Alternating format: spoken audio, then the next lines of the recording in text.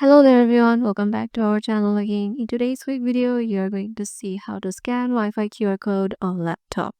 It's pretty easy, just don't skip the video and watch till the end so that you don't miss any step.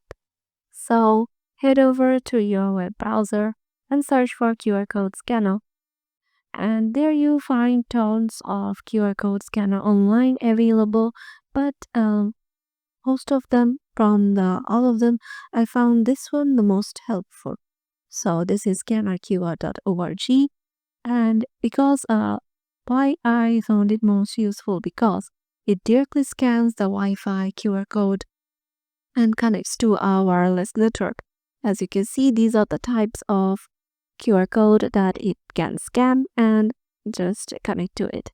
So yeah, as you can see, Wi-Fi is included here. So as you want to scan our Wi-Fi QR code, so if you just have to use your phone to take a screenshot of your Wi-Fi scanner QR code and then send it to your laptop.